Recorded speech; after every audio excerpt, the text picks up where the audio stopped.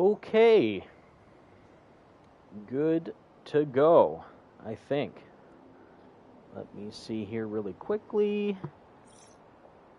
While Miles is chilling and we're not doing anything. And of course, I have to send out the tweet for the stream to share it. And we are indeed live, I do think. A day before New Year's Eve, but still fun nonetheless. Let's see.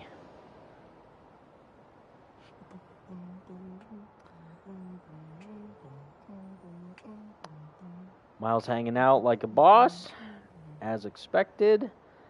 And just picked up a car chase. Yep. Robbers won't be expecting you. We are live. I just forgot. Also, I should probably lower the audio. Yes, I do. I should, because it's going to get pretty loud while we're swinging around the city. I'm sure the audio will be well balanced, that you'll be able to hear me and the game at the same time. Yes. Visuals good. Subtitles on. Yes. Boom. We are live. What is up, everybody? How's it going? Happy early New Year's Eve, day before New Year's Eve. I wanted to kind of do this before celebrations for tomorrow go underway and before we enter into 2022, which is crazy to say that already 2021 is over. It went by so fast, and now we're going into a brand new year of 2022. Sadly, not the year when Marvel's Spider-Man 2 is releasing. That is going to be for the year afterwards of 2023. But, voice crack, ignore that. But there is a silver lining, because at the very least, next year we will be receiving more info about Marvel's Spider-Man 2, likely going to see a gameplay demo for the game, probably some more information about the other Marvel games that are currently in development, like the Skydance new media title, maybe some stuff relating to Marvel's Wolverine. It might be a bit too early for that right now, though.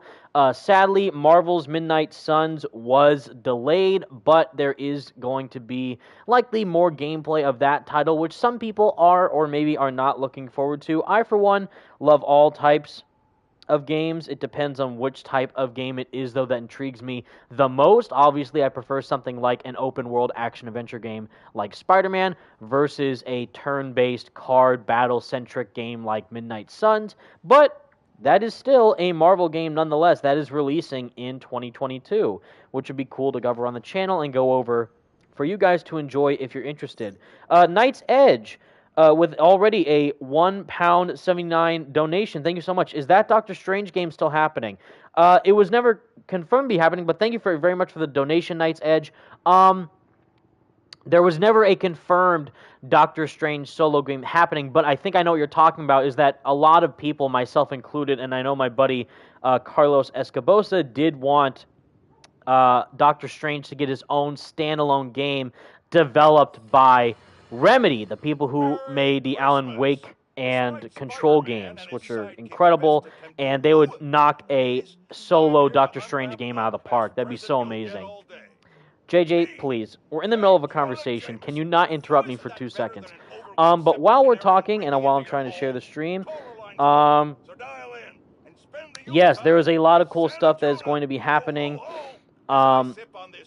for next year pertaining to Marvel games, but also for the channel, which I'm very excited to just kind of dive into,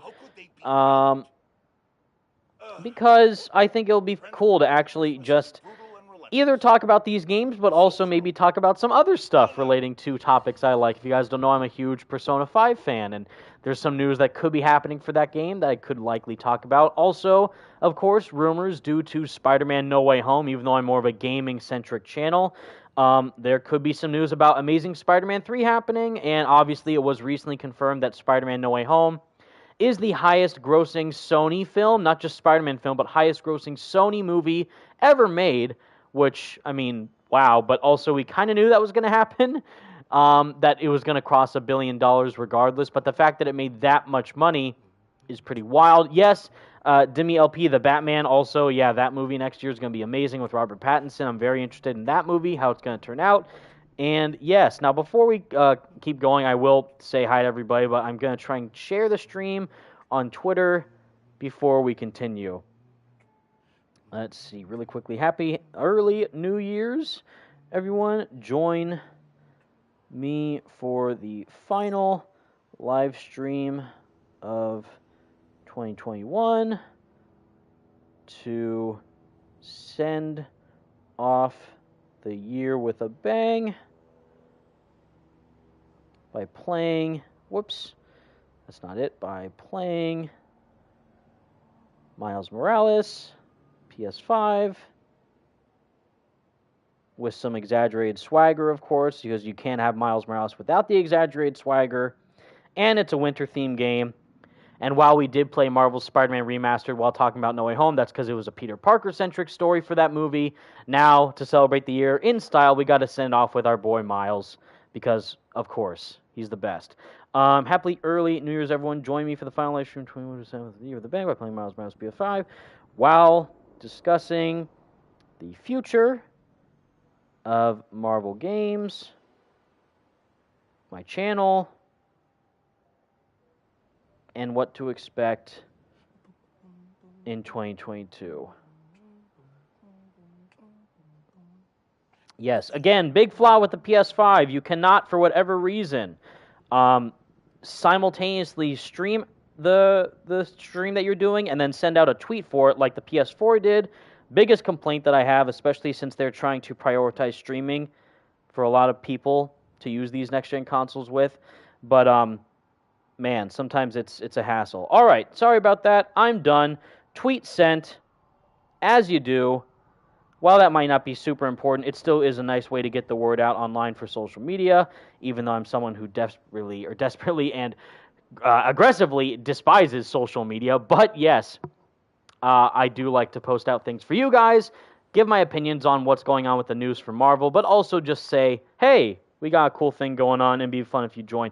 I sadly was planning to do a charity stream, and I know my boys who are in here, I see Stealth Gamer, which is Franco, and Ghosty.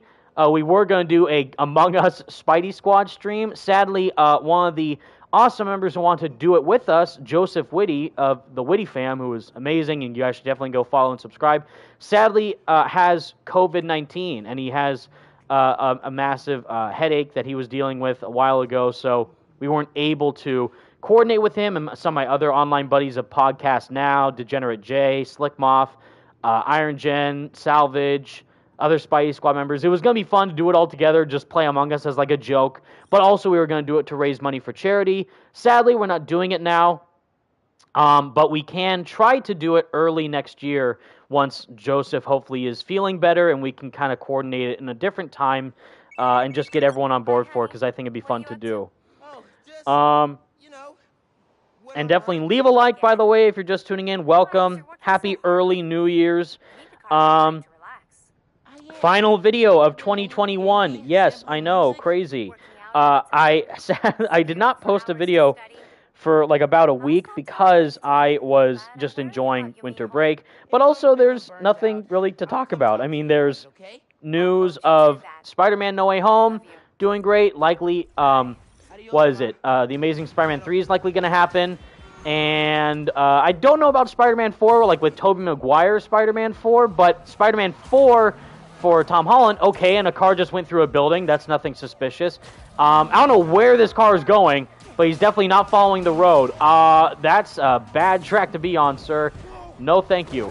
No, but there's a lot of Spider-Man stuff going on in terms of the movies across the Spider... I did a video about this, so go check it out if you haven't seen already. Like, talking about what the future of Spider-Man has in store for games, movies, TV shows, going in next year, 2022, but also in 2023, which is going to be very cool.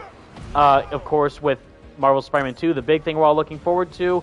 But also, ma'am, get out of the way, please. Do not get crushed by that car.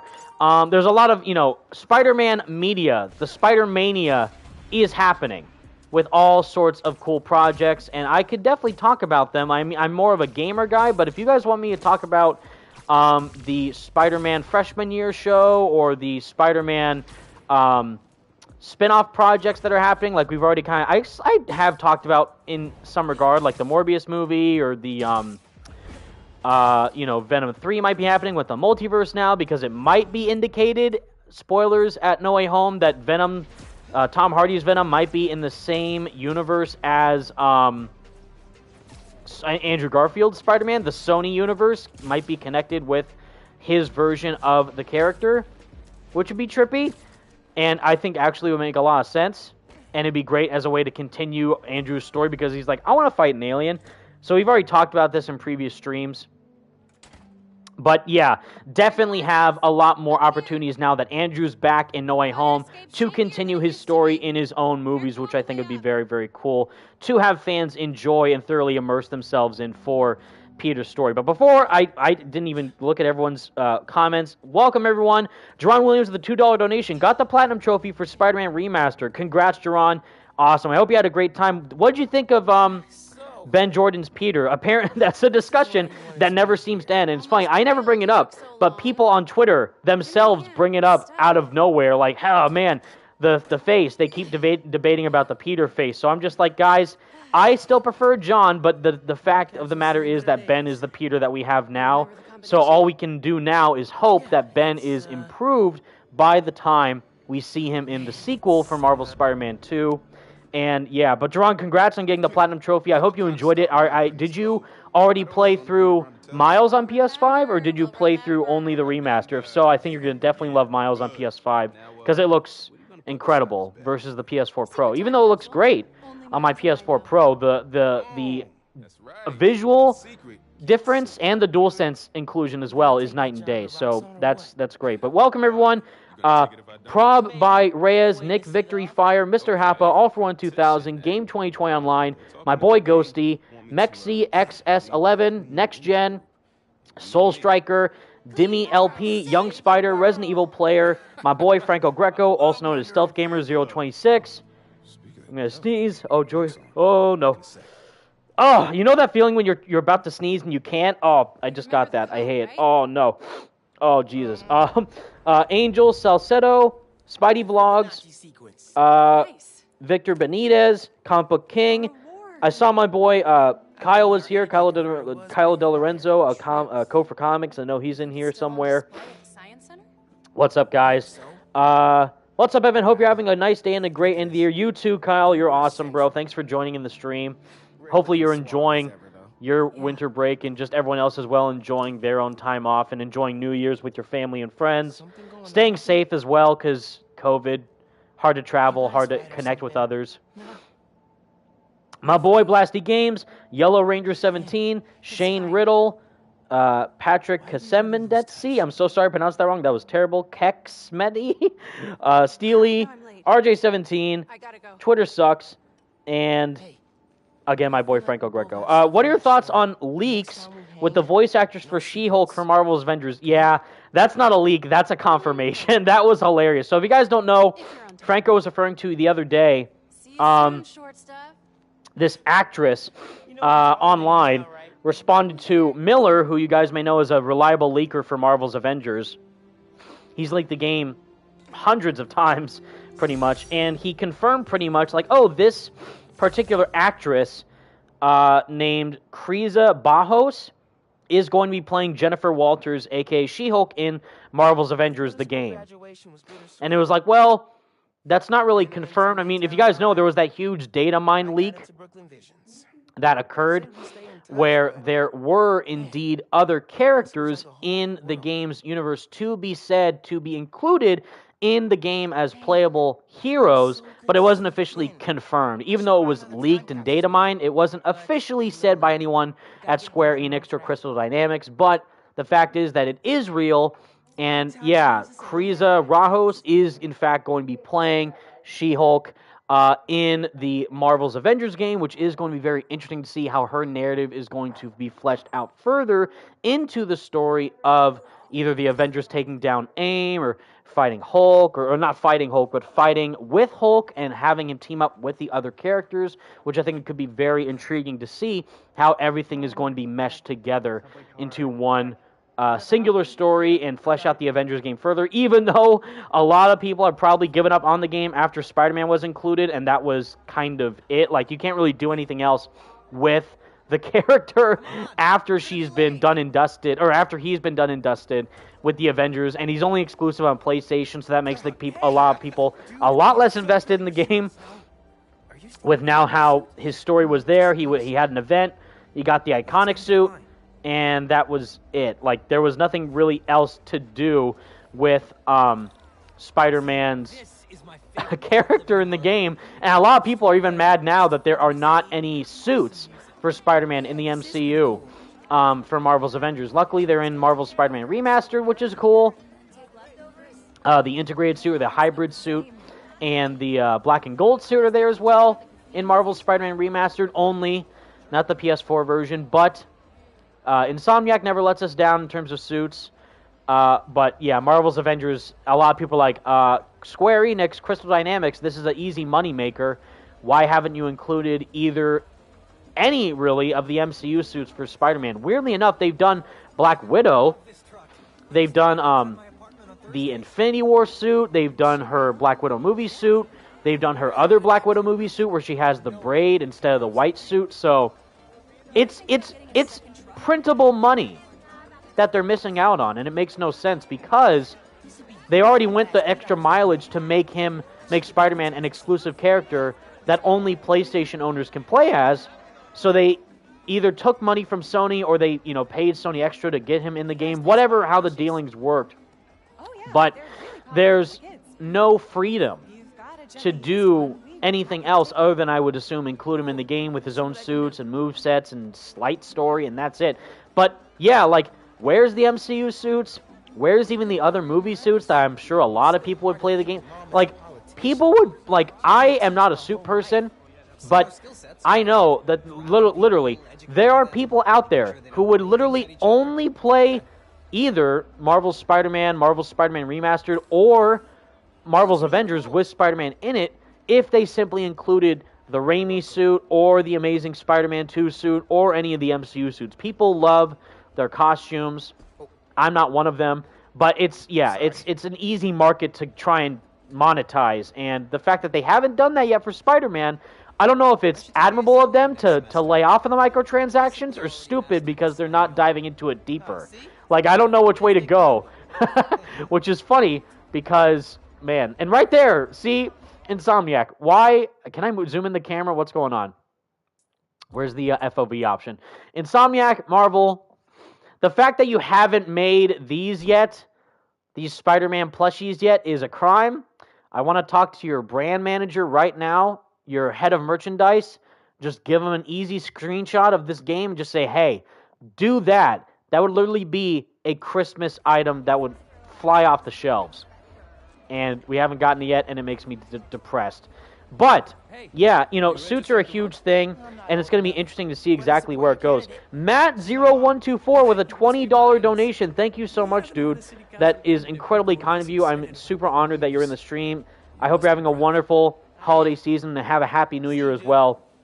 And I'm honored that you decided to just join the stream. Feel free to donate, guys, if you want to. In fact, I'm actually going to try and see if we can do, like I said earlier, another charity stream with Joseph Whitty and the Spidey Squad members and other people online, that we can do stuff in terms of playing, like, Among Us or something together to raise money for, like, the Make-A-Wish Foundation or any other charity that you guys can think of. But also myself personally, before the year was over, I was even planning to try and just donate ahead of time to the Make-A-Wish Foundation or just any other service that would be nice to get back to before the year's over, and try and do more of that going into next year, because the Spidey Squad is here for all you guys, and it's a great community effort that every single one of us are a part of. So it's always great when we're able to do something that's positive for other people out there and just unite fans together for a good cause. So, and it's all because of you guys that we're able to do that as well, so thank you again. But Matt's question, sorry, that whole long out exposition, what do you think is Spider-Man's most powerful suit? Well, Matt, I'm assuming you mean like in terms of defense. DVESF, my guy, what's up, bro? Just passing by to wish everyone a happy new year and have a nice stream, Evan. Thank you, dude. I hope you have a happy new year as well.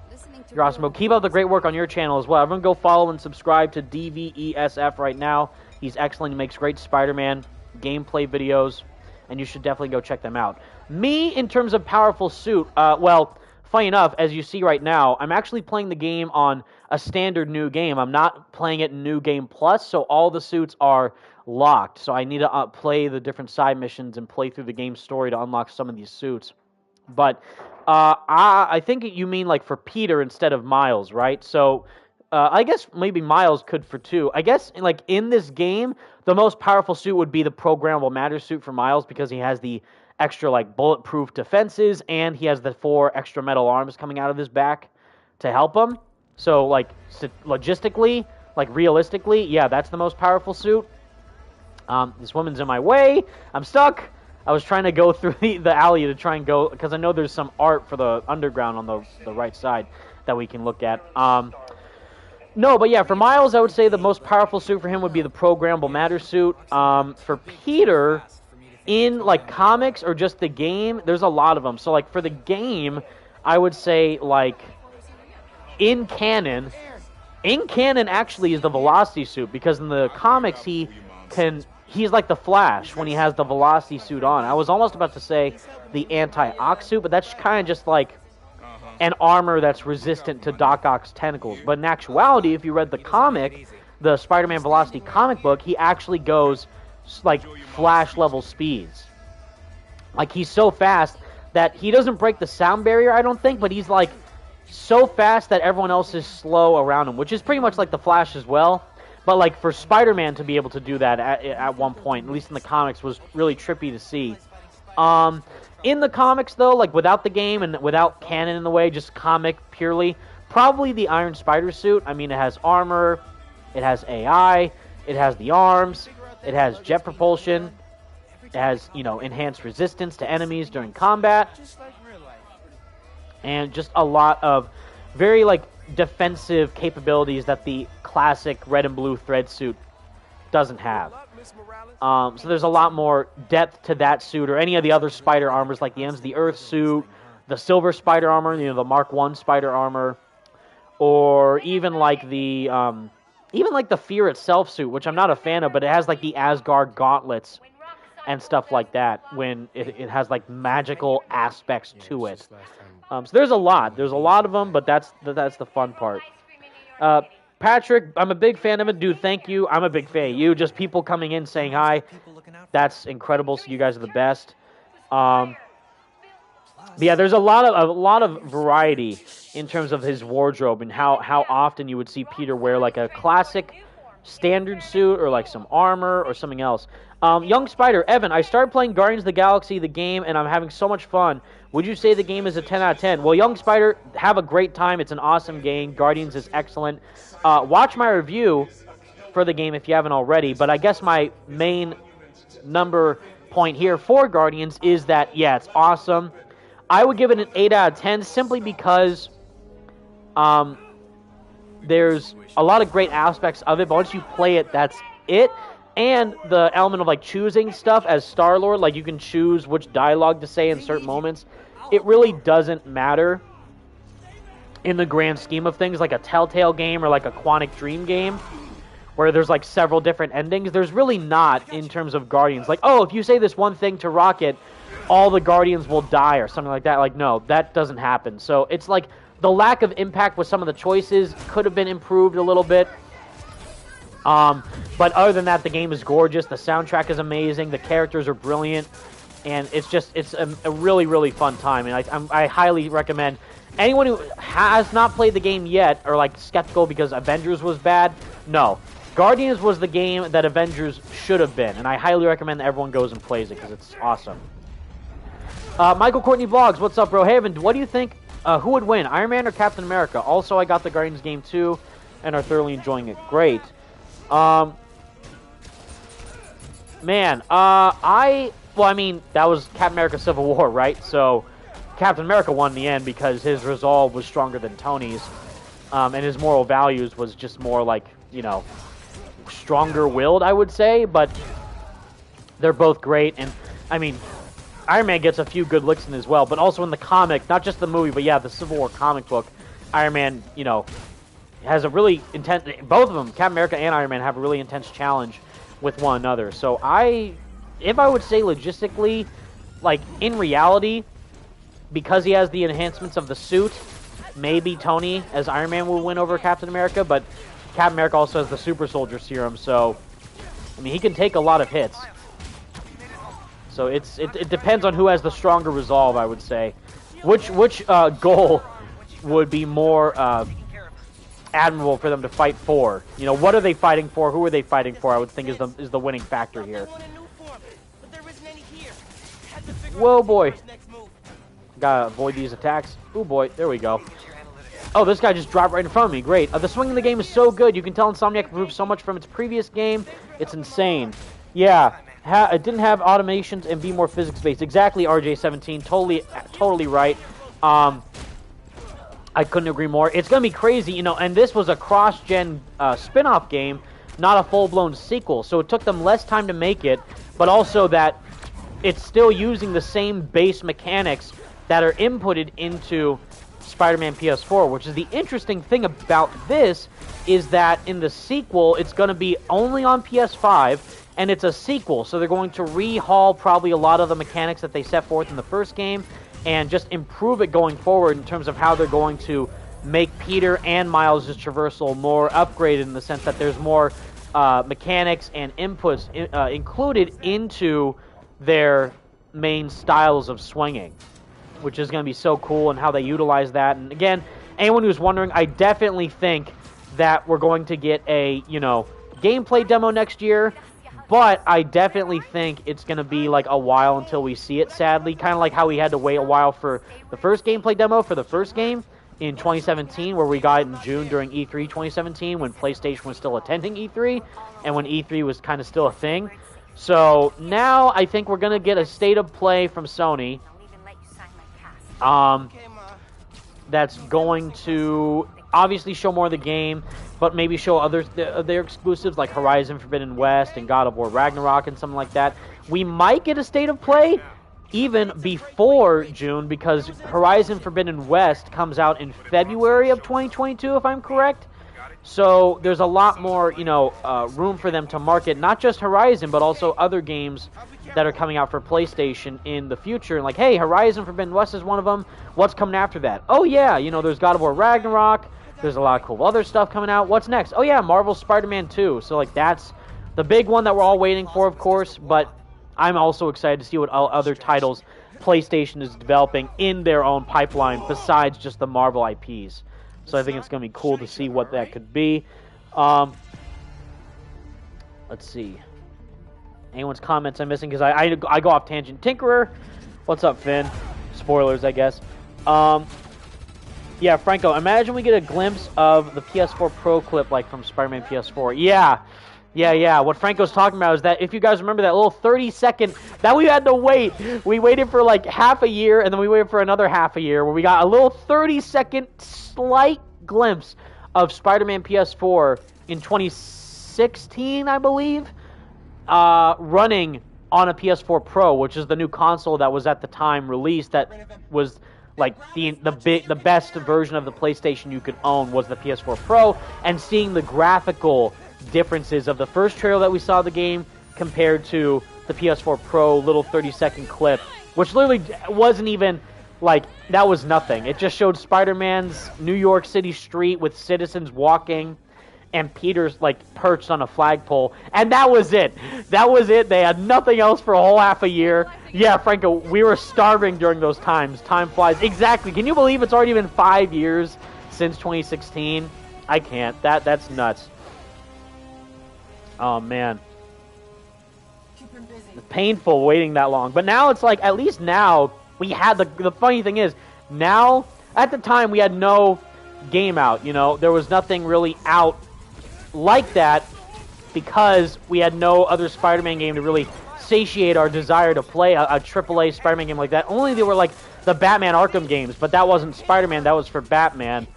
And now it's like, well, God, what do we do? Because we have to wait for this amazing game for 2 years?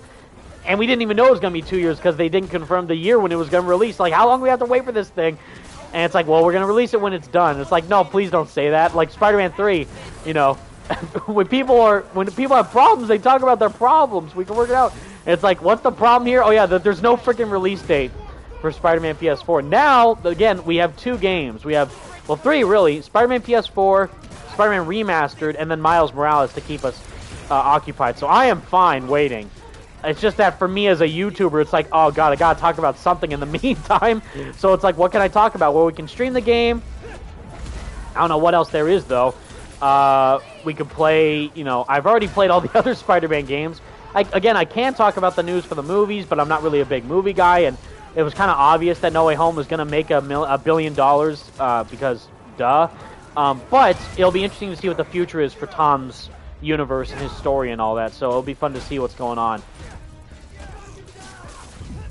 Oh my god. Am I going to be able to hit these guys without getting hit myself? Whoa. Oh, gotta get up and over. And directly up and over. Oh my god.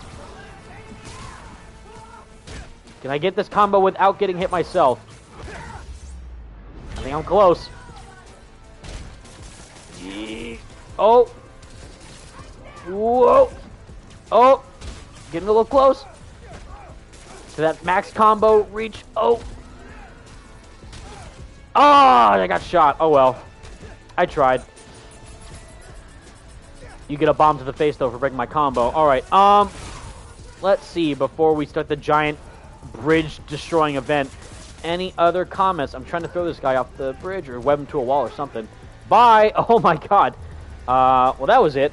Let's see. Bus time? Yep, okay. I know. Franco, Incredible Hulk Ultimate Destruction Radioactive Replay. I know.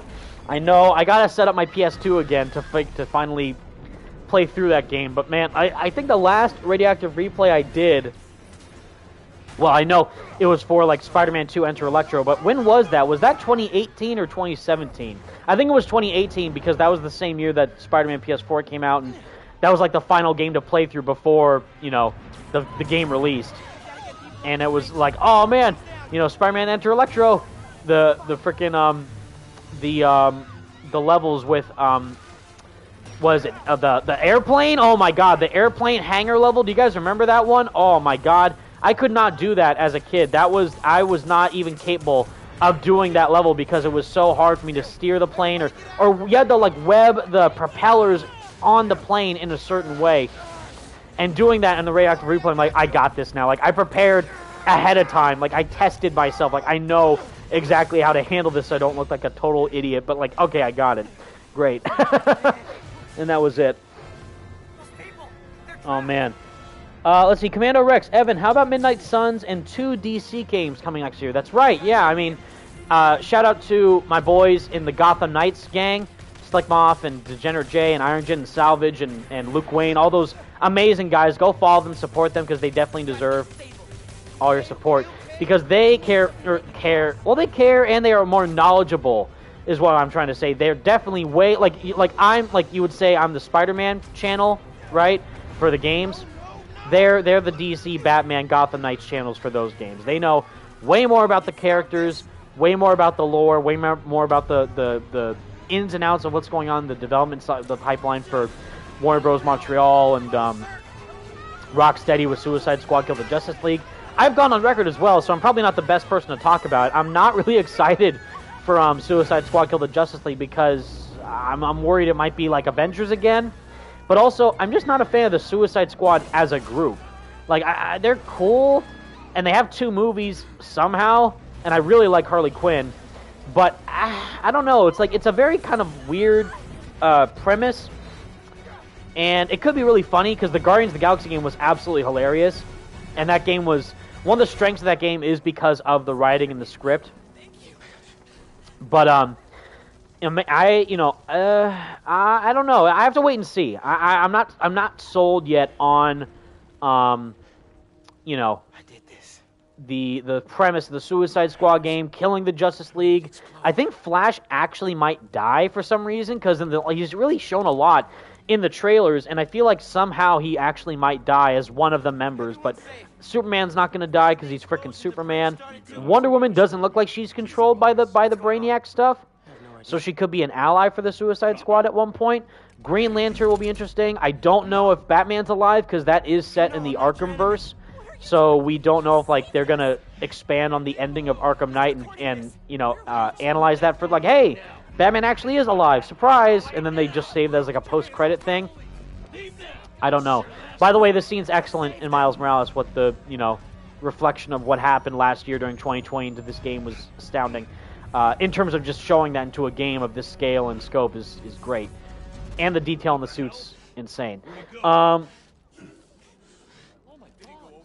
Yeah, you know, there's a lot of depth with what they can do with DC. I'm more excited for the Wonder Woman game, which sadly is just like Wolverine, where we have no clue when the hell that's coming out.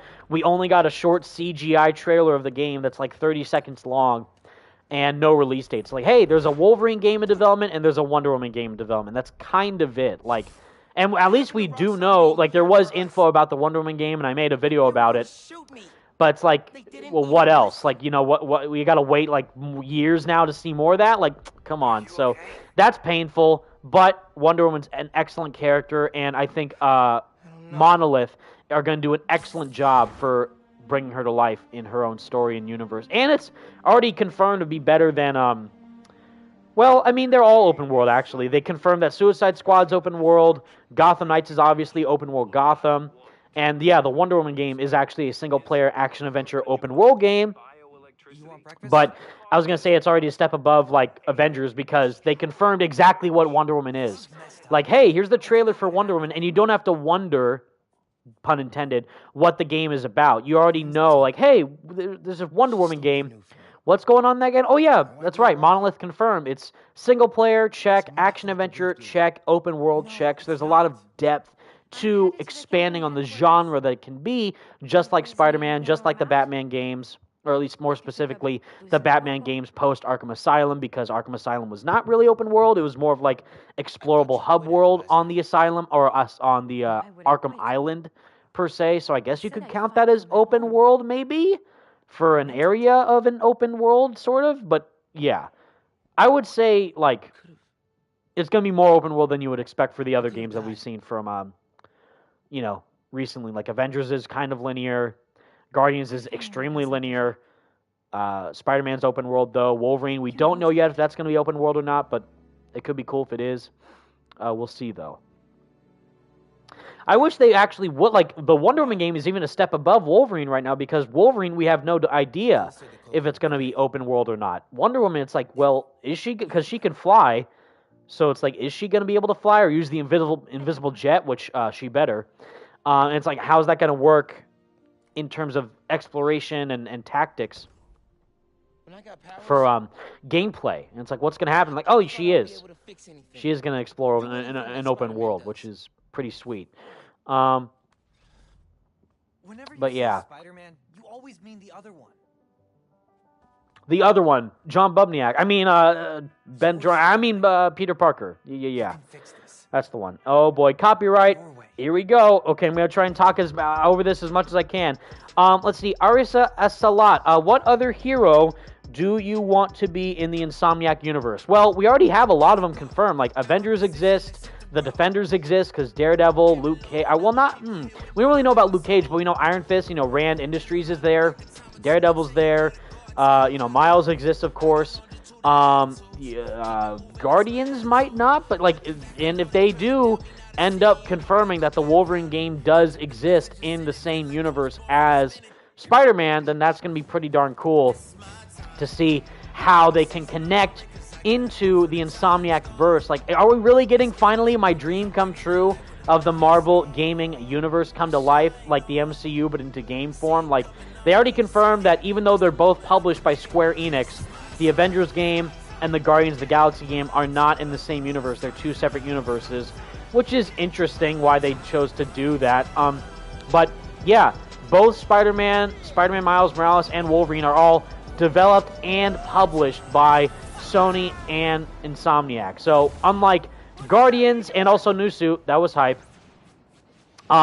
Guardians was published by Square Enix just like Avengers was, but they were developed by different studios. That was the different thing. So Eidos Montreal made Guardians of the Galaxy, also known as the better game, and Avengers was made by Crystal Dynamics, who made the Tomb Raider games and all that. So it's going to be interesting to see exactly what they decide to do, if they connect them, and if that does end up happening, like if it ends up actually confirmed that the Insomniac games of Marvel's Spider-Man 2, Marvel Spider-Man 1, Miles Morales, and Wolverine are all connected, I expect like 1,000%, 100,000% there to be a post-credit scene to Wolverine by the end of Marvel Spider-Man 2.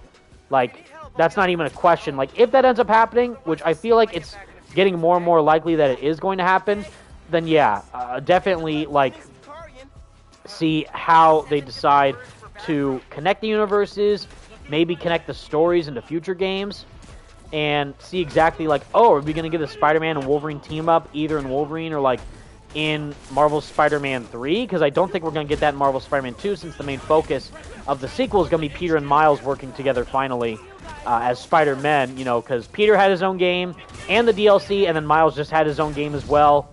They both have grown as Spider-Man. There's likely going to be a time jump from Miles' timeline into the sequel's timeline, so, which I'm also hoping means that Peter's going to look a bit older compared to how he just looked there in the phone call picture, which in my opinion does not look suitable for a 24-year-old who also spends half his time as web-slinging superhero.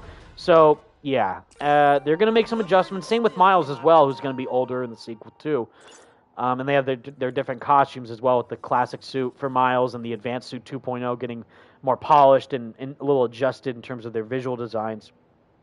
But yeah, there's a lot more freedom that can be done, and that's where I'm going to be like, finally, let's get some more depth going on. Puggy, hi Evan, I've been enjoying the content recently. I also own a PS5, can't wait to play for Marvel Spider-Man 2. Awesome, Puggy.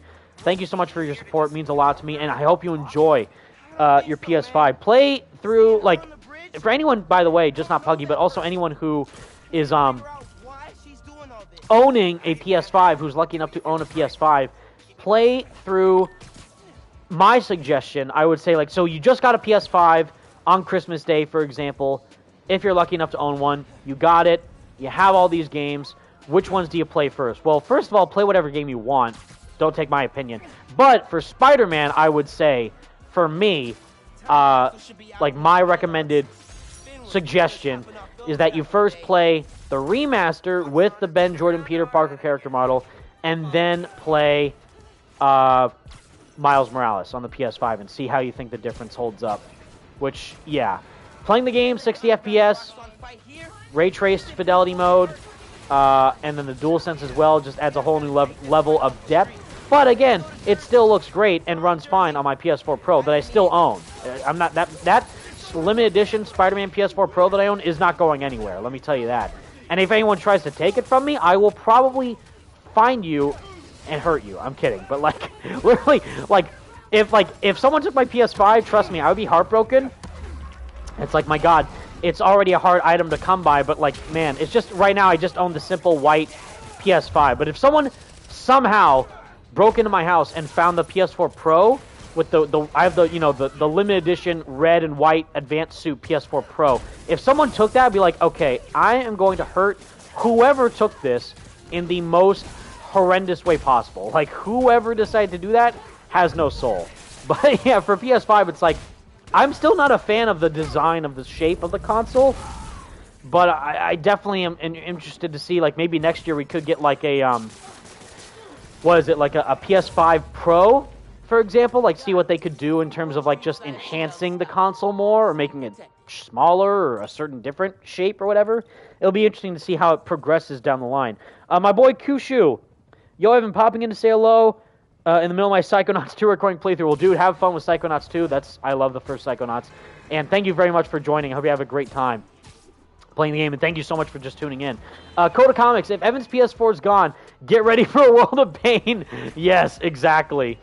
I'm going to become Black Suit Spider-Man. I'm going to become Bonesaw and say, I got you for 3 hours, not 3 minutes, because I will trap them in my house, probably latched onto duct tape, and just say, yeah, no, you're not going anywhere. For 3 hours. 3 hours of playtime. Like, man, no, that's going to be a problem that would unleash, like, the Black Suit me would come out to play. Spider-Man would indeed come out to play if someone took my PS4 Pro with the Spider-Man Advanced Suit symbol on it, because that is a treasure that will not go anywhere.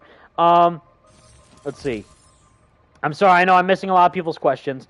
Let's see. Arisha Assad, would you like Iron Man to be in the Insomniac universe with the Avengers during the time where they were missing?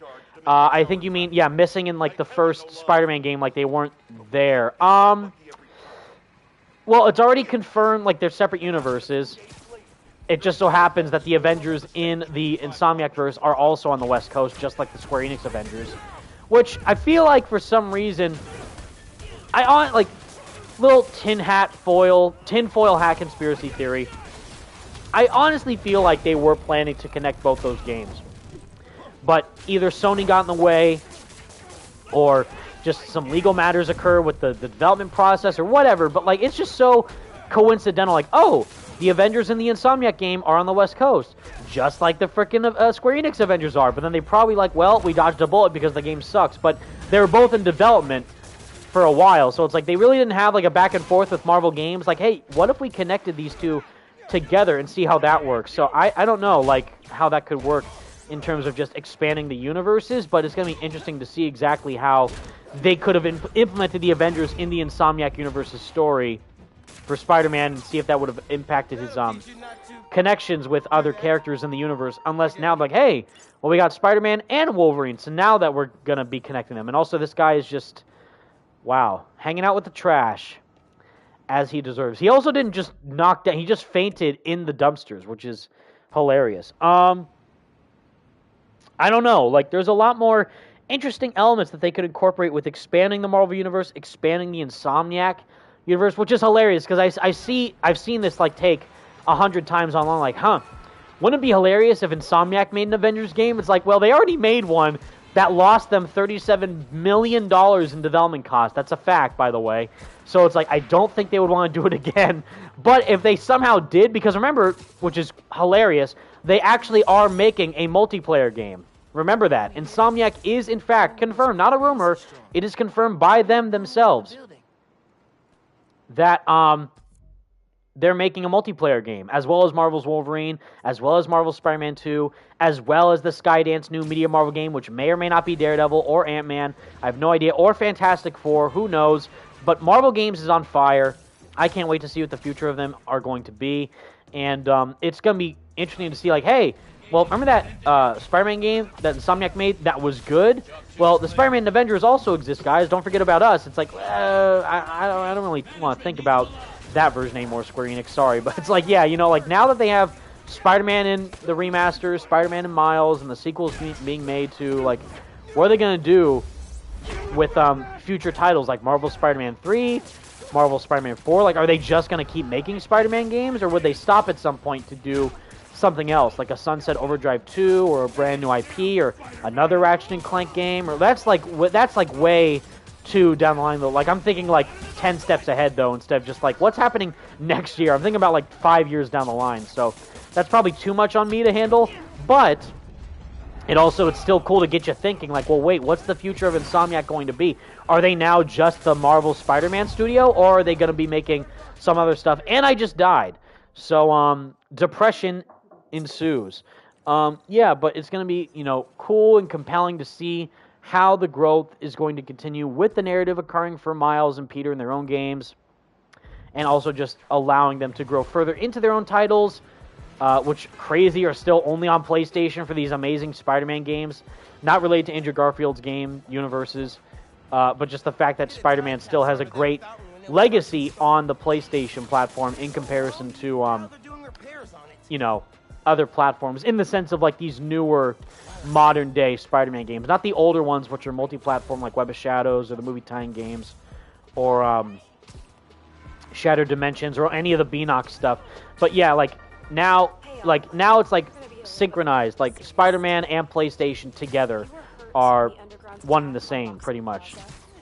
Like, when you think of PlayStation now, like what Sony is doing to enhance their marketing, when you think of PlayStation, you think of Spider-Man. So that's the best thing about their deals with Insomniac and Marvel to do these games, just to give players the best experience possible. And it just so happens to be a big time, big budget first party PlayStation exclusive, just like Uncharted, just like what is it? Uncharted, Days Gone, God of War. You know, a lot more stuff to handle with these characters and franchises. And again, just like Spider-Man No Way Home is the highest grossing Spider-Man movie of all time, it beat Far From Home. And the only reason Far From Home, by the way, made that much money is because of Endgame. That was the big Endgame effect. Like, oh, what's going to happen after Endgame? Because now that Iron Man's dead. Well, watch this new Spider-Man movie to find out. It's like, do I really have to? I'd really not want to. But, yeah, you know, there's a lot more interesting depth to do with the character in that regard. But also just, yeah, like, it's interesting to see exactly what happens in the stories in these games going forward versus the movies. Which is going to be very cool to see. Let's see here. What we got? We got some upgrades. We got a few. Actually, no, we don't have any at all. But we have some skills right here. Boom. And one thing. Oh, there we go. Boom. All right. And collections. And great. And a new suit, which is kind of just the same suit with a jacket and a backpack over it. Great. Yeah, Nextler, is Spider-Man PS4 the highest-selling Spider-Man game? Yes, it is. It is the highest-selling PlayStation 4 exclusive for a superhero game until The Last of Us came in. So it's a weird thing. So Spider-Man PS4, the John Bubniak version, is the highest-selling superhero game of all time. It was the highest-selling PlayStation exclusive of all time until The Last of Us Part 2 came out. So that one topped it. But the fact that a superhero game sold that much, and it's only one exclusive title for a superhero game to make that much, it outperformed all the Arkham games, is massive. So it's really, really cool that happened. Let's see. Rocket Man, do you think Marvel Games will make another Avengers game, but with a different developer this time? We kind of just talked about that, Rocket Man, and I would say no, that would be a waste of money, and people would be really hesitant, like, oh, remember that last Avengers game that sucked? Probably don't do another one. Although, you do have, you know, the Fantastic... Like, another group of characters, like we just got Guardians of the Galaxy. We're going to get Midnight Suns. We're likely going to get Fantastic Four in that Skydance New Media game, if it ends up being a team game. Or it could be Daredevil. We don't know for sure. But there is a lot of potential. That's the biggest thing. There is a lot of potential with what can be done with... Before I do the mission, I'm actually going to do this one challenge. Before we see the future of like the main heavy hitters like Spider-Man 2, Wolverine. Hopefully they do a Guardians of the Galaxy sequel. I would love to see that personally. I think that would literally just make everyone happy because it's winning still all these awesome awards for Guardians. With its you know, accolades with the best narrative, best story, best soundtrack, best visuals, best storytelling. Like, it's so good. It's so good, and it totally deserves it. But that's what I'm seeing, like, interested in seeing more in terms of like where can we go with these other characters in a video game to see exactly what they're capable of doing with developers who genuinely care about the property they're working on, like Insomniac, like Eidos Montreal, hopefully like Skydance. I'm sure Amy Hennig is totally going to knock it out of the park with whatever she ends up doing with these games. But man, I'm very curious to see exactly what she has in store for Marvel with that project of hers. Sorry, Genki, we got a challenge to do here for Pete. I'm not going to look at your text right now. Let's see, Franco, what's your favorite track from this game? Do you mean like the soundtrack? Oh man, probably... I mean, I love the New York's Only Spider-Man. That's like the main theme of the game pretty much. There's also All In, which is like Miles versus the Tinker's Goons in the final battle pretty much. And like some of the licensed stuff like I'm ready, I'm ready, I'm ready, I'm ready, because Jaden Smith's or Will Smith's son is good at singing like that. You know, I really like a lot of the elements that are used in the soundtrack. But yeah, my God, like the soundtrack for, like, I'm a big music guy, right? So when I saw the soundtrack of, like, you know, Guardians of the Galaxy and it's 80s, and I'm a big 80s buff, so like when they did that, like, oh, here's Motley Crue, here's, you know, Rick Astley, here's Iron Maiden, like, are you kidding me? And it was, like, so good, because I like the Guardians of the Galaxy movies. I mean, I like the first one more than the second one, but I liked the 70s aesthetic, but me, it's like 80s or die. 80s is sick. Everything in the 80s was awesome. And I'm like, why can't we just go back to that era? But yeah, Guardians knocked it out of the park with the 80s aesthetic. Star-Lord pretty much being a space pirate from there, like that was sick. That was awesome. So I think that how they implemented the aesthetic style of Star-Lord's background into the actual 80s universe, like 80s like timeline into the Guardians universe just made it that much more entertaining with how they did that and expanded upon like Star-Lord's childhood and the 80s connection he has to that era. Like it's great. Woo! All right. Oh boy. I'm trying to do this while talking and trying to dodge all these guys at once. Goodbye. Dodge from you. Down here. Again, bye. Oh. Woo! 7 left. Yeah. I know, Franco, the 80s is great, 90s is better. Oh, wait, I missed that one because I'm trying to dodge all these bullets.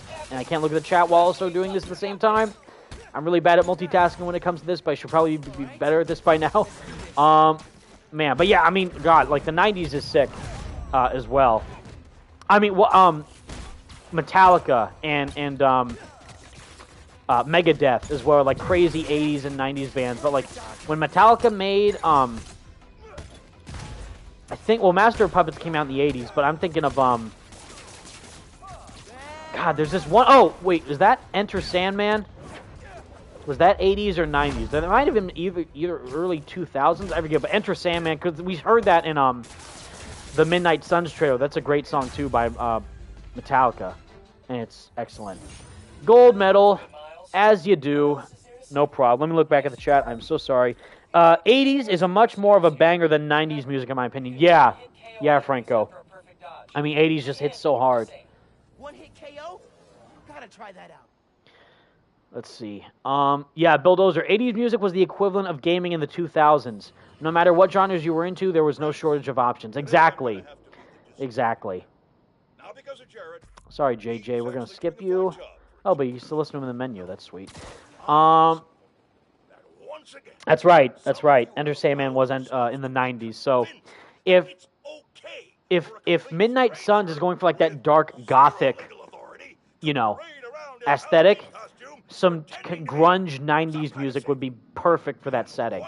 I know a lot of people aren't looking forward to it because of the card-based system of the combat, but if handled right, like, I'm expecting Midnight Suns to pretty much be Marvel's Persona, right? Like, if you guys have played Persona 5, also known as the best game of all time, mainly Persona 5 Royal, I can never not talk about this game.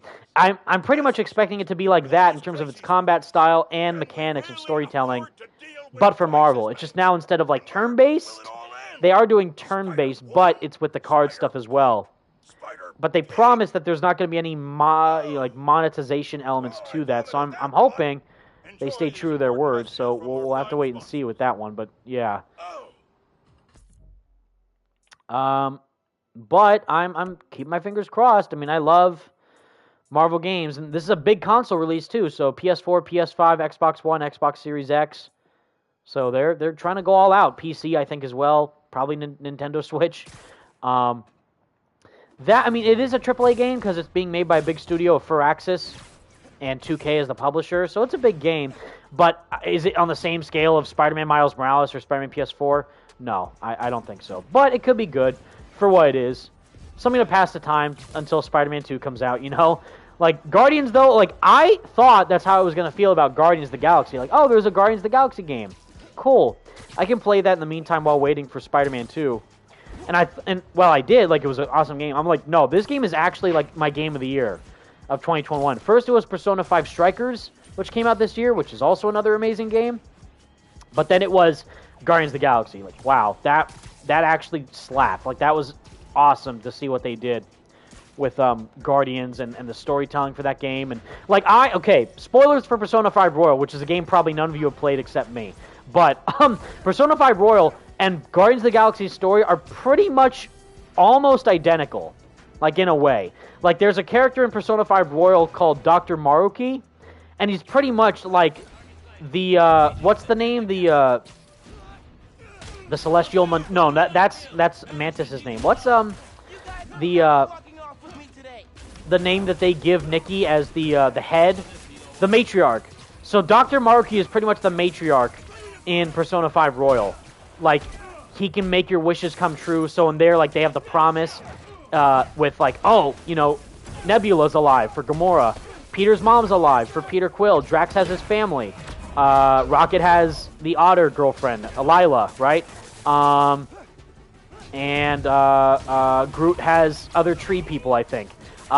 You know, so they have the matriarch in her promise, right? So Maruki is literally the matriarch with his wish. And he grants people's wishes in Persona 5 Royal to make his reality, their reality, come true. Like, if you want to live in a perfect world, you can. But it's like you're robbing people of free will. So it's like, oh, what do you do in that situation?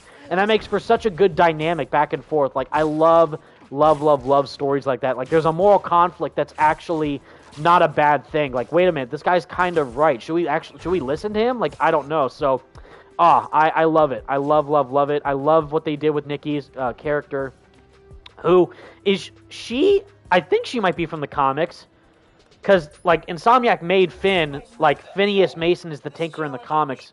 Who's the Tinkerer? But Miles Morales, they just totally switched it. So Finn Mason is Miles' best friend in the Insomniac verse. So is Nikki Gold, like, an original character?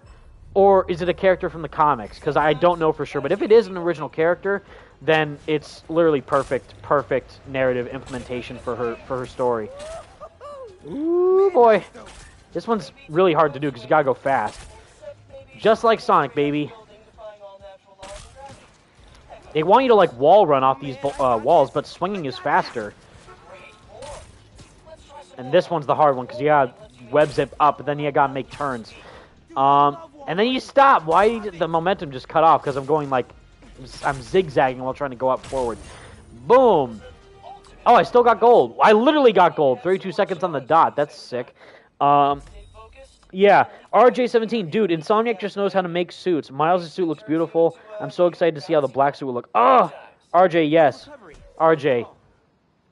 Oh my god, yeah, like, the advanced black suit, I'm not ready for it. Even, like, how weird, like, wearing a jacket and a backpack over this suit is still awesome regardless. Like, the classic red and black Miles suit on this thing is dope. Even which I've seen a lot of people hate this suit. I actually really like the Great Responsibility suit because it's literally stripped right from, you know, Miles' first appearance in the Ultimate Comics where he has this Halloween costume pretty much, but he's actually wearing it in a cool way with the hockey pads, and there's tech built into it because Peter got it for him pretty much, which is sick, but then he makes his own version of the suit with the black and red, so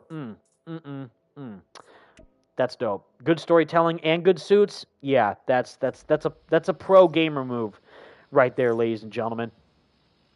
1000%. Let's see. I'm gonna keep doing some side missions just to let Miles level up for a bit. Ooh.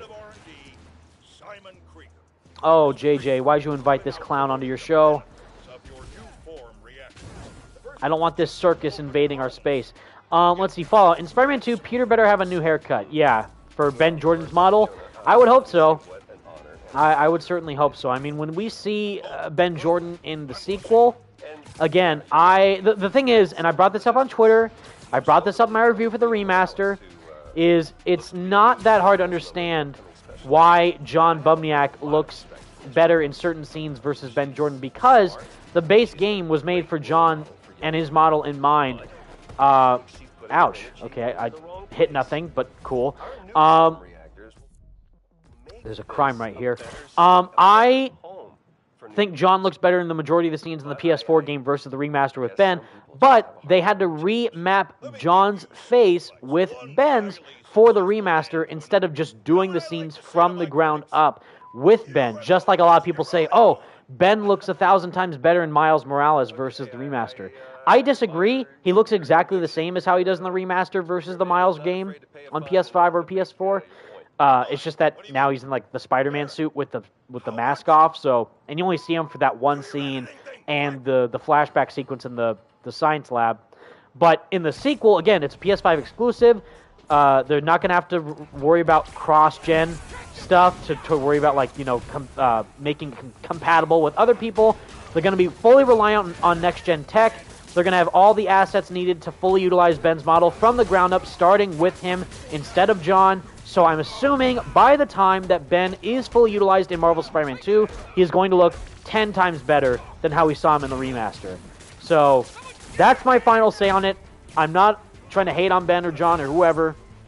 I'm just saying there's a lot of technical ins and outs that go in to why the models look certain ways in both games. But I think at the very least, both Miles and Peter will look a lot better in the sequel versus how they do now, which even in now, like, Miles looks great in his game, both on PS4 and PS5. But for Peter, it's going to be different because it's Ben, and he'll likely be aged up a bit because in Miles now, he's 24 years old.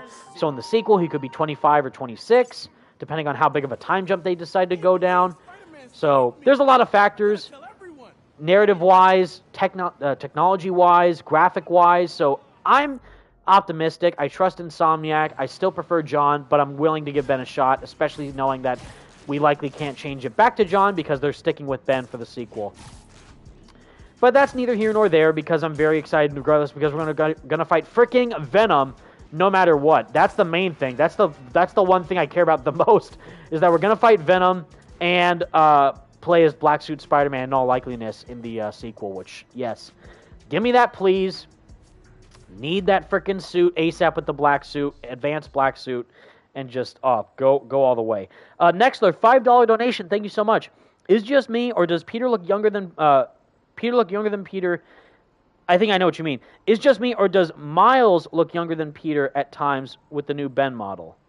Or do you mean, wait a minute. Hold on. Is it just me, or does Peter look younger than Peter at times with the new model? I think you mean, does Peter look younger than Miles? I think that's what you mean. And yes, he does. He looks absolutely younger than Miles in the game.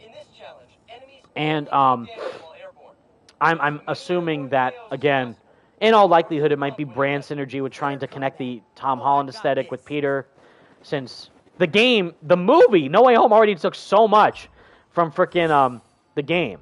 So it's like, my God. But I'm hoping that, can I knock this guy off if I throw him on the ground? No, I can't, really?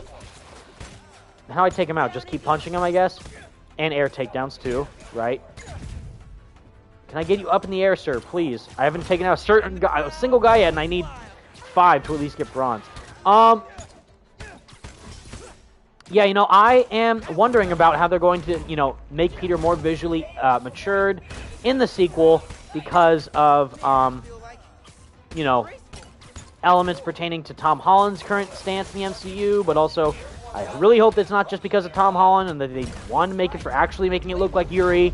So again, I really hope that Yuri has a bigger presence in the sequel in terms of making Peter authentically look like the main person who's acting as the character. So Yuri Lowenthal supremacy all the way. I'm really curious to see exactly how his overall stance is going to change as Spider-Man down the line.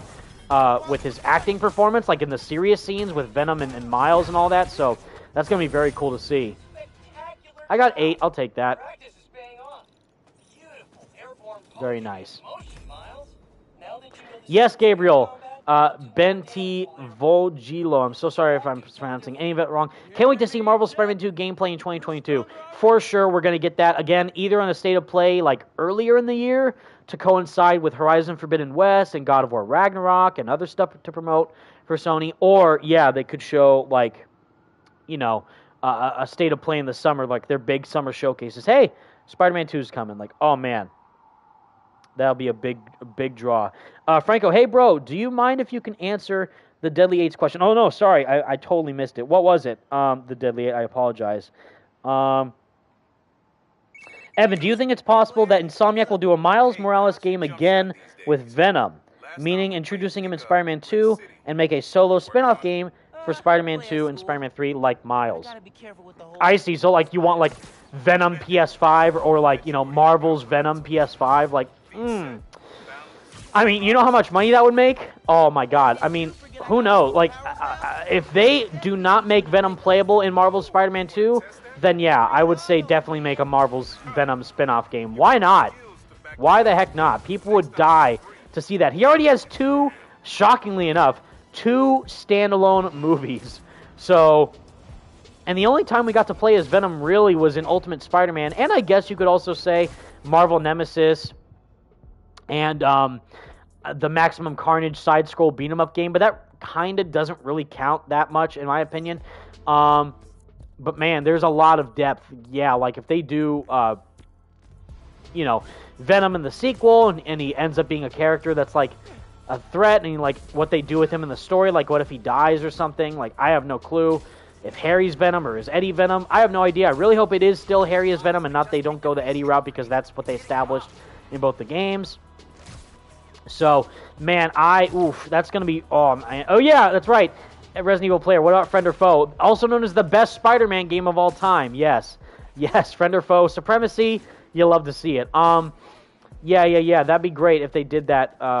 Just like for Spider-Man 2 with having Venom playable and Peter and Miles, or if they don't have Venom playable and he's just a villain, then yeah, then they could always bring him back for like a standalone Venom spin-off game. That'd be crazy. I'd be down. I think that'd be wild. Don't want to draw attention.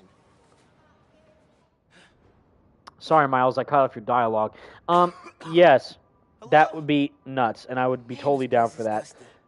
No one's been here in a while. Let's see, guys. I might do this mission, because it's already 2:46. When did I start? Did I start doing it like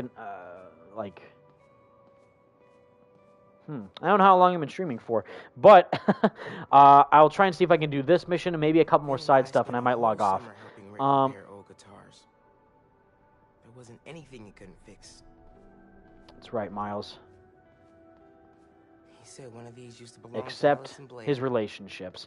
I think he was full of it. Man, let's see. Oh, thank you, Franco. Yeah, 1 p.m. PST is when I started. I think so, yeah. So now it's 2:46, so almost for 2 hours. Yeah, we can go for a bit longer. Guy was unstoppable.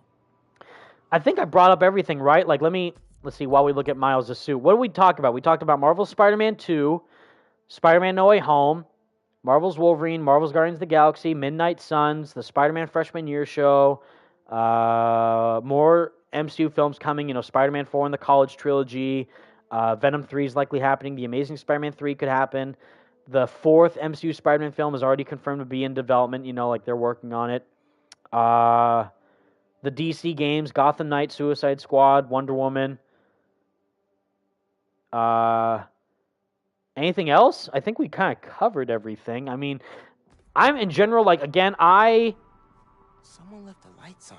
am not like a big video essayist guy, and even when I did do that video of me doing like a video essay pretty much on Persona 5 Royal, no one watched it, so that's probably an indication I probably won't do any more videos like that. Working with someone to break into But if there is like a thing in the future where I'm like, you know what, I really, really like this, I really will go ahead and talk about it. Like, I've never felt like I did my review, for example, on Marvel's Guardians of the Galaxy, the game, and then I live streamed the beginning of the game, and that was kind of it, because there's not really a whole lot else to do for the game to make a video on. Like, you just play the game, and that's kind of it. And I did my review, and that was already like a video essay of sorts, just reviewing the game and talking about the story and going in depth and all that. But I did a video essay earlier this year, if you guys remember. No one actually remembers because no one watched it. There's like less than 1,000 views on the video.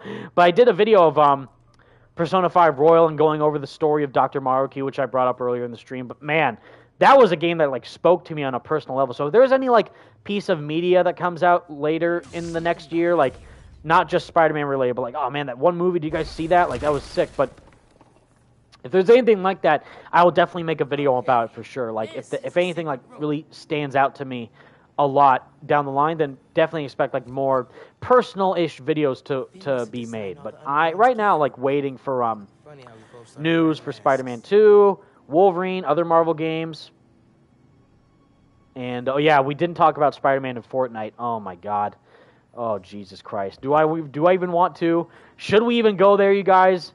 Is that a place where you want to even know about? I don't know. The Fortnite community mixed with Spider-Man is, oh, that's a nuke waiting to go off. But that video I did is a joke, if you guys don't know, which, thank you all, by the way, for all your support on that video.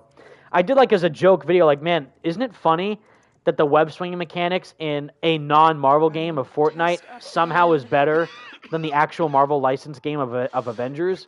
Like, that's just kind of crazy. And I did like a joke video, like if you guys see it, it's in the popular tabs video on my channel. Like, oh, when Fortnite's when Spider-Man in Fortnite has better web swinging than Marvel's Avengers. That's the title of the video. And I did it, and I just put out there like, this is just a joke. No one will care.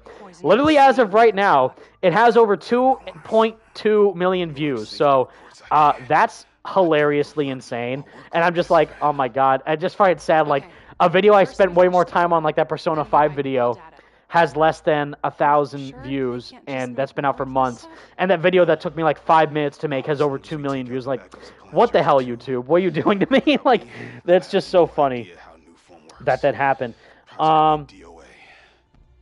Yeah, Ninja Slayer. That video did blow up. It was crazy, but that's just so funny.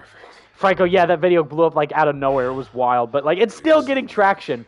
I'm like, oh my god, like it's that scene from Spider-Man 2 with Doc Ock. I can't be stopped. It's self-sustaining now. It can't do nothing. Oh, man. Oh, yeah, Franco, about Persona 5 Strikers. Damn it. Persona 5 Strikers. Yeah, that's right. Persona 5 Strikers, for any of you guys who haven't played the game yet. It's like a semi-sequel to Persona 5. But that game, Persona 5 Strikers, is coming to PlayStation's Plus lineup of games for free in January. So if you guys have not played the game, it's going to be free if you own PS Plus. It's a huge steal. That game is excellent. It literally is a Game of the Year contender for this year. It sadly was not recognized at the Game Awards because there were so many other titles, but that game is excellent. And you should definitely play it if you have not already. Although it's going to be hard because you got to play Persona 5 first to understand all the characters. And that game is over 100 hours long. 120 hours long if you have the Royal version, but man. And Miles, you're not invisible. What the hell, bro? Psych. Just kidding. Bye. That's hilarious. Can't stealth these guys till they calm down. They're too alert. Yeah, Franco. Let's see. Let me get up here before I get spotted by everybody. Now we need Persona 5 Royal to be free. I mean, that game, I have no idea how Atlas, who are the developers of Persona 5, are getting away with that. They literally, like, had sales for Persona 5 Royal, not just the base Persona game, which, like, yeah, that makes sense. That game's 4 years old now. No. Persona 5 Royal, which literally just came out last year, was last seen for, like, 60% off on, like, a discount for PlayStation's, like, Black Friday deals or whatever.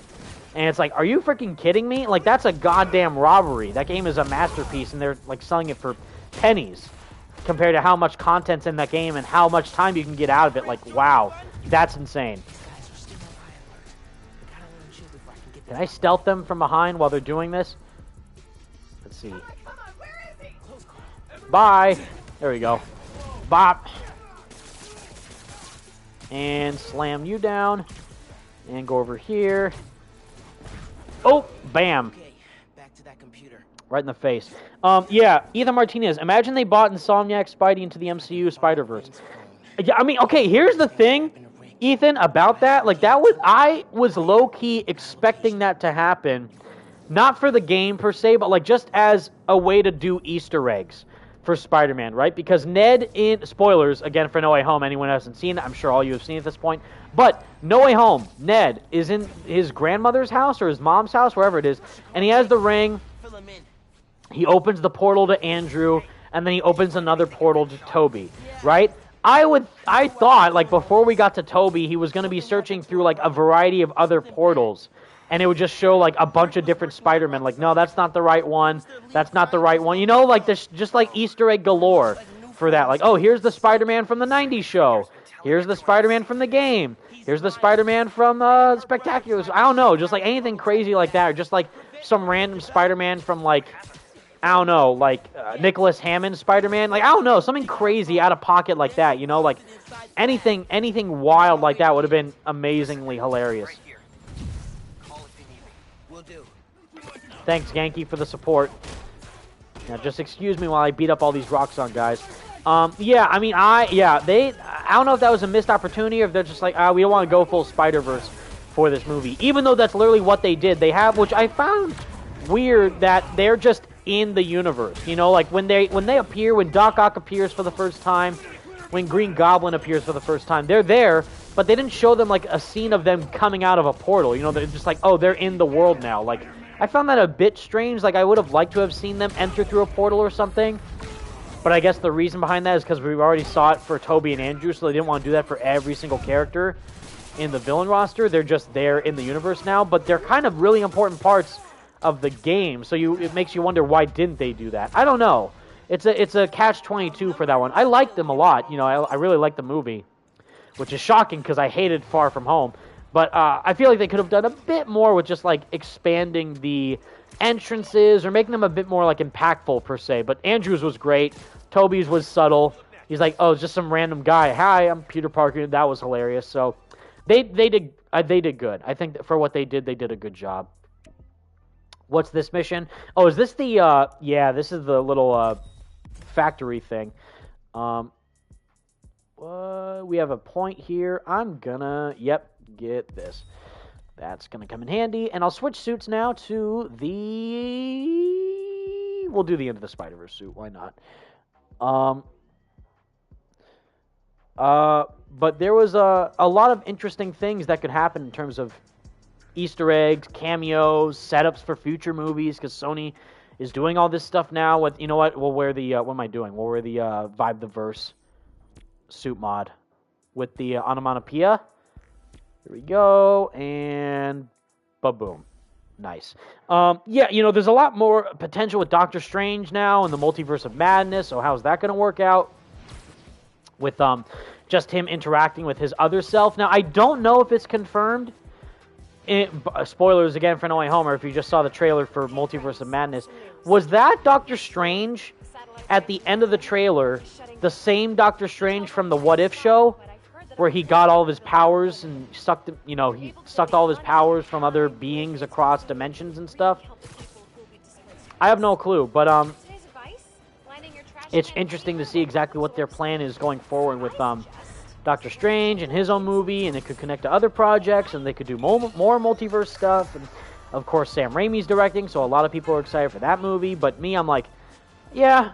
Now, me, like, again, the games are way more up there in terms of hype than the movie. Like, I'm not kidding. I'm looking forward to more Marvel's, the Skydance New Media Marvel game, because it's being directed by Amy Hennig, and she's an amazing talent within the gaming industry. I'm more excited for that Skydance New Media Marvel game compared to Multiverse of Madness. And we just saw No Way Home, and I liked it, but it's like, yep, that was exactly... Well, it actually was... It surpassed my expectations, because I thought it was going to be like nostalgia bait nonsense, but it was actually really good, and it had a lot of depth with all the characters and their arcs. But now it's like, well, what are we doing? Like, where is this story going? Like, there's no phase 1, 2, 3 in terms of like, oh, we got to set up the Infinity Stones, we got to set up Thanos, we got to set up the Avengers, we got to set up all these other characters for Infinity War and Endgame. Where are we going now? What are we doing now? Like, they're just doing stuff, which is cool, and it's fine. Like, that's not a problem, because, you know, they already did such an amazing job with the other movie. But it's like, yeah, let's have Scarlet Witch and America Chavez team up with Doctor Strange in his sequel movie. Let's have Loki in his own TV show. Let's put Falcon and Winter Soldier in their own TV show. You know, like, they're just doing stuff, which is cool. But, like, the games, it's like, my God, even the Wonder Woman game is going to be sweet. Like, you know, the Wolverine game is going to be literally probably the best Wolverine thing we've ever seen in our lives. Like, I'm not even kidding. Like, I love the Logan movie. But, man... knowing Insomniac and what they've done with Spider-Man already, no, that's gonna be a treat.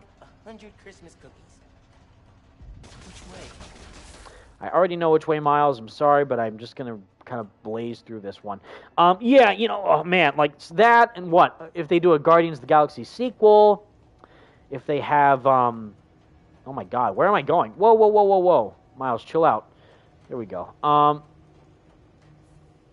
Yeah, just so much more, you know, freedom and levity and gravitas to do with these characters and their stories in a game which is longer and more interactive in comparison to a movie. And that's not a problem about movies, just saying that games have so much more of an advantage nowadays versus what movies are doing now. So it's crazy. Whoop! That's sick. Underground, kill them.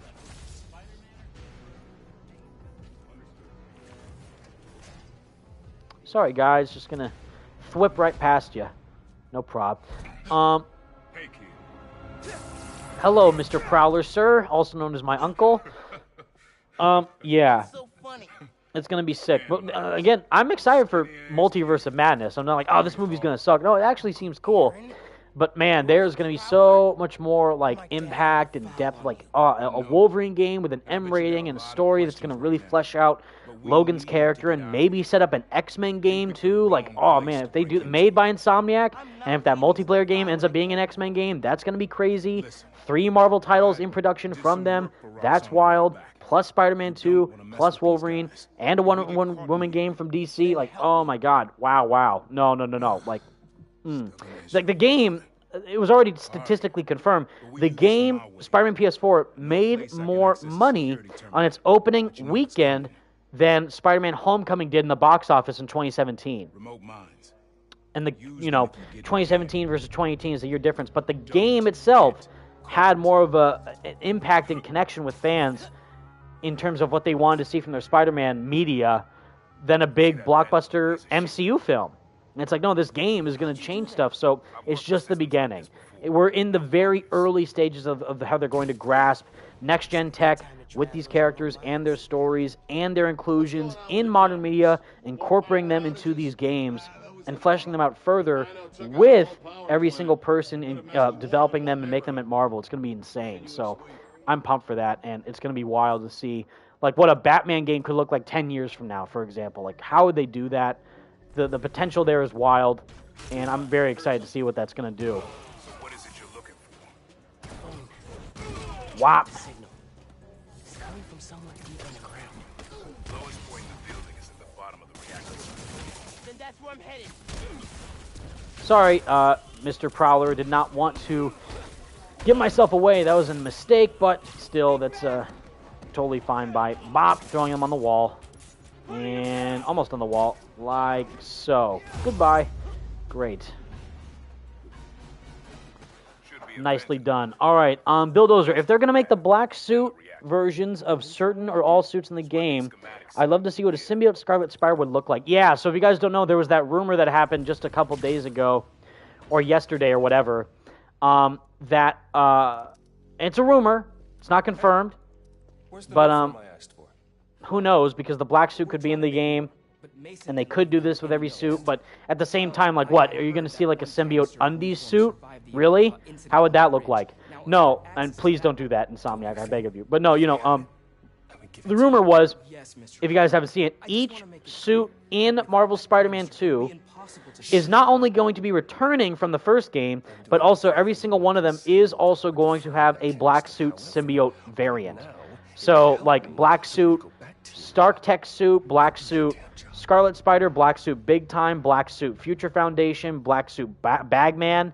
I doubt that, though, but who knows, really. I'm not one to say what is and not true, what is true and what's not true. If you guys know me, I report on, like, every single possible rumor or leak that occurred for Spider-Man PS4 back in 2016. When there was no news and from anyone. Yeah, exactly, Franco. The source is, trust me, bro. Like, dude, I know. Like, yeah. Really reliable, that one. No. So it's like, yeah, the source came from no one. Literally a fandom wire, which, if you guys know, is the site that took over 7 Webheads. Rest in peace. The legend himself. So I don't know if I trust them, but people are saying that the guy who reported on the leak was also leaked some info about, like, a Star Wars game or something, which was also true, or a Star Wars thing, like maybe a show or whatever. But apparently this source has reported on stuff before that has turned out to be true. So I don't know if I believe them or not. It's not an official site or anything. There was also that Reddit rumor that happened a couple of weeks ago or a month ago that kind of reported similar stuff, in the sense that there's like, oh, there's all this stuff in the game, guys. Here's, like, the entire floor plan of Marvel's Spider-Man 2 with the gameplay and the story, even though they had just revealed the trailer. So it's like, nah, that's Among Us style sus. I don't believe it. Call them out in the Red Room. Vote them out. I don't believe it. So I don't know. There's like a suspension of disbelief from time to time with what they do with these rumors and these sources that they have. So I don't believe them. But who really knows? I mean, someone apparently leaked like that whole Statue of Liberty final fight thing for No Way Home, and that was like on the spot accurate. So, I don't know. We will see. Let me go invisible. Let me stick a mine to this thing. That got a couple guys. Or a guy. I'm trying to do this stealthily, but I can easily just come in here and destroy them if I want to. Oh, that guy is over there. Whoop. Oh, he saw... Oh, wait, no. Did he see me or did he, No, he's just... Yeah. He's sussed out now. This guy I can take out. Goodbye. Oh, nope. He saw me. Oh, well. Almost got it. One left. Not a prob. Double electricity. Yeah, this guy's dead. Ethan Martinez, why won't they give us the Amazing Spider-Man 2 suit? So, good question. Here's my theory. One of two possibilities. One, they're saving it for the sequel, which I don't think would happen. Or two, they're going to include it, again, exclusively on Marvel's Spider-Man Remastered and not the PS4 version, which is going to piss off a lot of people. But they are going to reveal it and release it in the game, I would say next year in 2022, once the marketing and the DVD is out for No Way Home, but also when they promote, like, in an official Sony trailer of sorts, like, hey, guys, Spider-Man No Way Home's been out for, like, a couple months now. You've likely seen the movie. So the spoiler's out. Toby and Andrew are in the film indeed. Toby's suit's already in Marvel Spider-Man Remastered and Spider-Man PS4. The Amazing Spider-Man 1 suit's already in the game. But the suit that Andrew wears in the movie is obviously the Amazing Spider-Man 2 suit. So I definitely think that in a couple months' time, when Insomniac has more levity to promote stuff for No Way Home and cross-promote it with the game, I would think in January or February when, like, the DVD comes out, because I'm sure it's not going to take them that long. Because nowadays, I remember as a kid, it took forever for DVDs to come out. Nowadays, it takes, like, no time at all. Like, I saw literally at Target the other day a DVD of Venom Let There Be Carnage, like the Blu-ray. It's like, that movie just came out.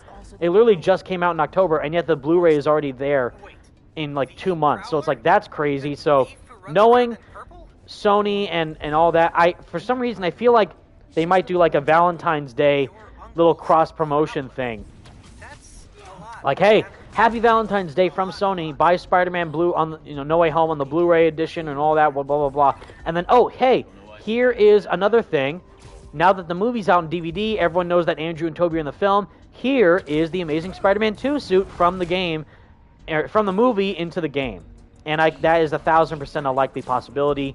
I could definitely see that. More money for Sony, more money for Insomniac for people to play the game, especially now that they want people to buy the remaster because of brand synergy, but also because that the PS5 version of the game is the most current version. And we also know that both Marvel's Spider-Man 2 and Marvel's Wolverine are going to be PlayStation 5 exclusives. So, because that they are really reliant on people buying the new consoles to buy the new games on, it makes sense that they want to update only the remaster to incentivize players to buy the game instead of also including it on the PS4 version, which sucks, but that's business. Now, knowing that, I definitely could see again, like, oh, here's a DVD release, here's Spider-Man No Way Home on DVD, and bonus, here is the Amazing Spider-Man 2 suit in the game for free, but again, it's only going to be likely on the PS5 instead of the remaster as well. Now for the wires. Oh, yank this. Yeet! Great, that didn't have as big as an impact as I thought it would. Ta-da! Great. Yes, Gabriel Bentivigil. I'm so sorry, Gabriel. Heaven, I know that many people have said this, but what if Insomniac's multiplayer game is another Marvel's Avengers game, but made by Insomniac? Nice. I just find that meme, like, hilarious. Like, what if it actually ends up being true? Here it is. Like, oh, that Avengers game sucks so bad, you guys, that we're going to make another Avengers game, this time made by Insomniac, and that's the multiplayer game they're working on. That's so funny. That's incredible, but I doubt it. But in reality, who knows? Yeah, Blasty, I'm still surprised that Insomniac's making a Wolverine game as well. It's going to be crazy. The fact that that even exists is, man. The Deadly 8. Gotham Knights looks amazing. I hope the game wins you over, Evan. I do too. Triggering override in 3. I do too. I mean, I like the concept. I just don't know if the game is going to have as much impact as I would like. But we will see for sure. Let's see. Simon's a jerk, bro. Come on, dude. Why are you being so hateful? Why you gotta be evil, dude? Blasty, I'm hoping for Marvel's Daredevil from Insomniac. I mean, yeah, that again, that could be the Skydance new media game. That could be, you know, anything else really. But man, there's a lot of potential with what could happen. I need more Marvel games, people. That's all that matters. Depending on how really like they go about the development process, like would they make it more single player? I would hope so, but Skydance New Media's thing is also confirmed to be single player, so it depends on which direction they want to go in, which developer wants to work on which project from Marvel. So, you know, there's a lot more of like depth in terms of whoa, I didn't mean to fall in the water. There's a lot more depth in terms of these developers wanting to actively work on these Marvel games because it's such a big IP. Like, Insomniac went out of their way to make Wolverine. Like, they've said. They said we wanted to make Wolverine out of our own free will. Not like, oh, we're in this contract with Marvel and we want to make more Marvel. They got to make us make more Marvel games. Instead, they really want to make, you know, whatever, like Ratchet & Clank 56, whichever game they're on with that series, or Sunset Overdrive 2, or a new IP. No, they genuinely love Marvel so much that they said, hey, can we do Marvel's Wolverine and Marvel's Spider-Man 2? And they're like, hell yeah, and that's freaking sick. So that's awesome. I definitely think that that amount of passion and you know, love for the characters and pouring it into each of these games is sweet. So I love that, and I'm hoping that, again, that same amount of depth and detail is going to be provided into the Skydance New Media game and whatever the future for Square Enix's partnership could be, if they decide to do that, the Square Enix partnership with Marvel games, post-Avengers, post-Guardians of the Galaxy, we don't know, but yeah. I feel like I just got dropped out of a plane. It's going to be wild to see what happens. You're almost out. I really needed that phone. Now what am I gonna do? Miles, just get another one at the iPhone store, dude. Just go to an Apple store and you're solid. Let's see. Oh my god, where'd he come from? Let's see. Michael Courtney Vlogs. Let me read it really quick before I fight this guy, sorry. Hey Evan, you know what would be the coolest comic book moment ever? Advanced Suit Spidey showing up to help the others fight Kang the Conqueror in the Avengers game. Well, why not? They're already doing those. They can do multiverses as well. That'd be sweet. Joshua Elias, Evan, do you think that after Marvel's Wolverine, Insomniac will do X-Men? Maybe, because they're... So that's the thing. Is this Wolverine a potential X-Men game in the future? That would be sweet. I'd be totally down for that. I think that'd be awesome, and it would be totally fitting because they're already setting it up now with this Wolverine game. And do you know how sick that would be to play as Nightcrawler in I just died. To play as Nightcrawler in a AAA multiplayer X-Men game made by Insomniac? And they already done multiplayer. You know, they've already done multiplayer in the Sunset Overdrive and what else is it? Some Ratchet & Clank stuff as well. Like, man, sick. Storm as well. You know, like all the X-Men. Beast, Storm, Kitty Pryde, Iceman, you know, Cyclops. Oh my God, Emma Frost. Even Professor X, just wheel around the wheelchair and just blast everyone your mental powers. Like, that'd be sick. That would be hilarious, actually. Swing and a miss. Let's see. It'd be cool if it was just a Fantastic Four game. I don't know, that's just me. That'd be cool, too. Again, I'm down for any possible team game if handled properly by these developers who genuinely care about the title. Not like, again, just don't do like a team game that does the characters of that team justice. Like, have a team game with a purpose. Not just like, oh, let's do an Avengers game because that's going to make a lot of money, like what Crystal Dynamics and Square Enix did for that game. No, like Eidos Montreal, like, hey, we genuinely love the characters of the Guardians of the Galaxy. Can we make a game about them and a story for them? It's like, yes, you can. And they did, and it was excellent. In fact, there's a lot of people, like, who say, like, that's the best Marvel game. Like, I know my buddy Carlos Escobosa has said multiple times that he believes that Guardians of the Galaxy is the best Marvel game, even better than Insomniac Spider-Man games. And he's like, I know that's treason, but it's true. It's like, wow. And it's great to see how much representation that game gets in terms of respect and admiration from fans and critics, and just it's the amount of depth it has as a game itself is just very impactful. And that's what a game like Fantastic Four could do. That's what a game like X-Men can do. That's what Gotham Knights can do. That's what Wonder Woman can do. That's hopefully what Kill the Justice League is going to do. You know, a Suicide Squad Kill the Justice League. I'm hoping for that, but we will see really what ends up happening with that title. Ooh, a Prowler takedown. There you go. Nicely done. And he did the onomatopoeia on him, too. That was sweet.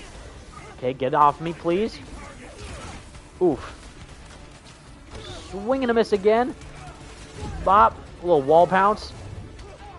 Let's see, I should probably go invisible to get away from these guys. Whoop! The music in the sequence is great, too. My God. Chill out, guys, please. Oh, no! I'm so low-leveled, and I don't know if I have any of the upgrades, too, so that's a problem. I didn't do all the side missions first, either, so that's an issue. But, yeah, you know, I'm very looking forward to how exactly they're going to incorporate the Marvel titles with the developers, utilize them to their max potential, and just give great stories for these characters in video game form, which is what I always look for as a gamer and as a consumer, is the craft of the narrative being told for the characters they're using. Not just, oh, the game's good because Avengers. Like, no, the game's good because it's good. That's the whole thing. Or the game's good because Spider-Man. No, because Insomniac, they understand the character, and that's why so many people love this game so much. And, I mean, look at all the impact that Spider-Man PS4 had on No Way Home. Like, anyone who's played the game probably...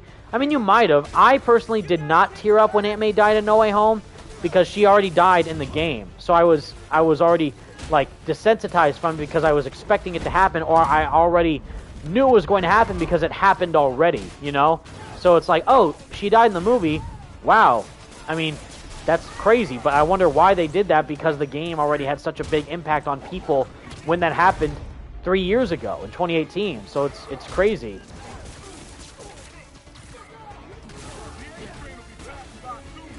Fatty Chicken, if Venom is playable in Marvel Spider-Man 2, I'm going to give them so much money. Yes, me and you both, brother. Absolutely. I'm hoping, give me Ultimate Spider-Man, like, Venom gameplay mechanics, just multiplied by 1,000. Just on crack, pretty much, with how far they can go with his character and his abilities. Aaron, you're in my way. I'm trying to punch this guy, and you're just getting in my way. Knock it off. Let's see, wait a second. Ooh, zip. Bye. Okay, yes, there's a lot more depth with what they can do, and just, again, like, seeing the Venom movies and how they're going the more comedic route in a film like that, like, yeah...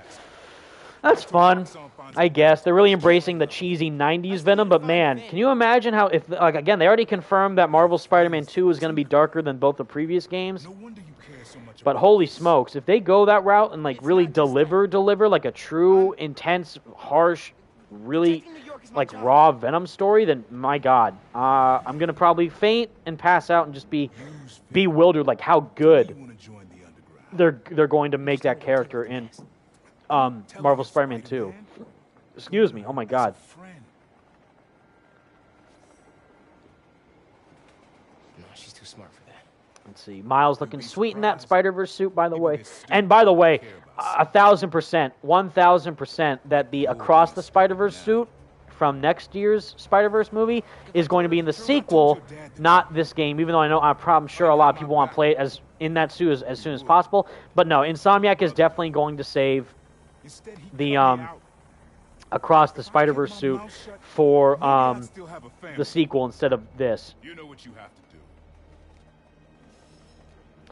Thank you, Aaron, Uncle Aaron. I will just go ahead and lie to my best friend. No problem with that whatsoever. I will lose no sleep over that. I will have zero of a conscience and just be a heartless scumbag like you. Appreciate it, sir.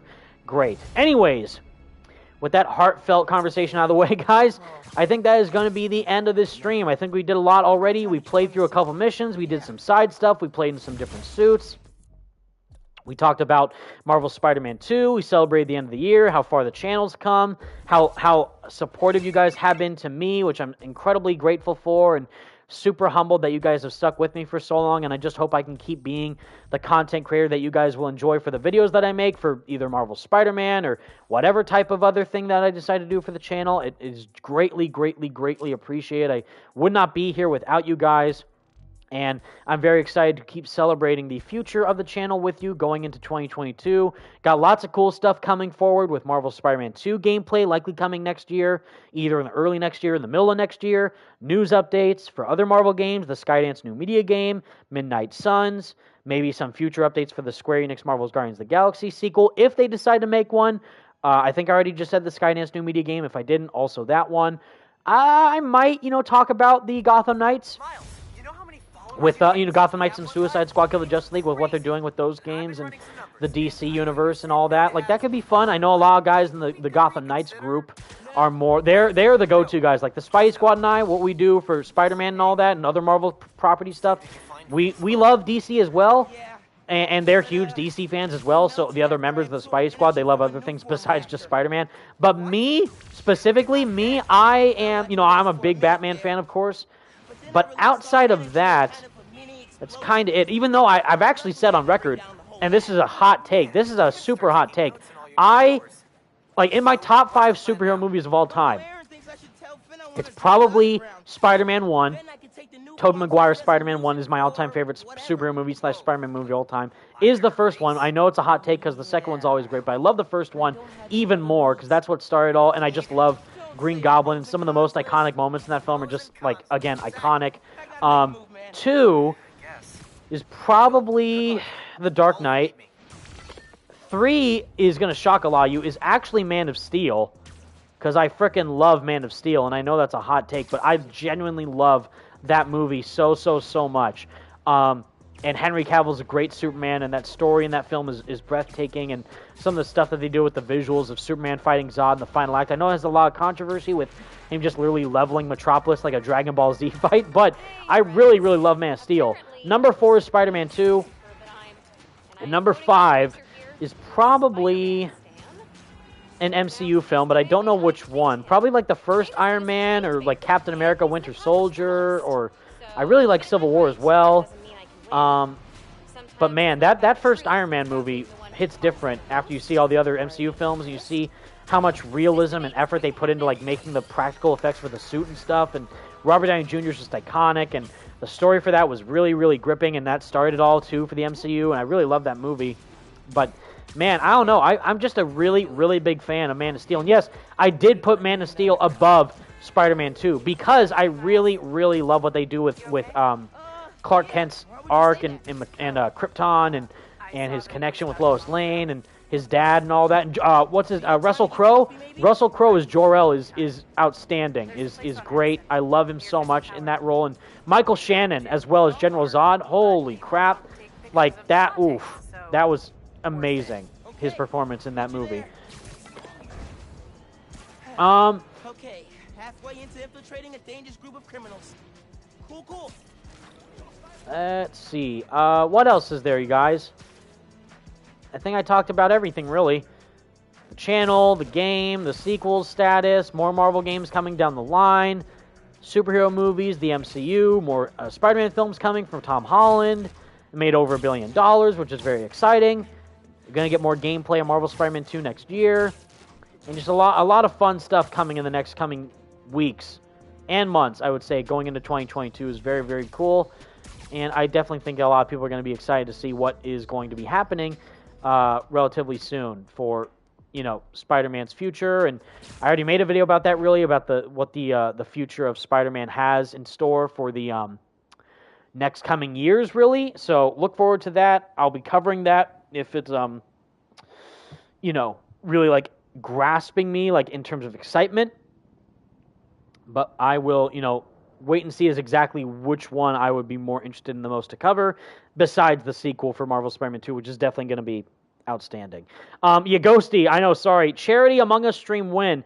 Once Joseph Woody is feeling better, because sadly he has COVID. Again, everyone be sure to share your love and support to Joseph Woody and the Woody fam. Sadly, he does have COVID-19.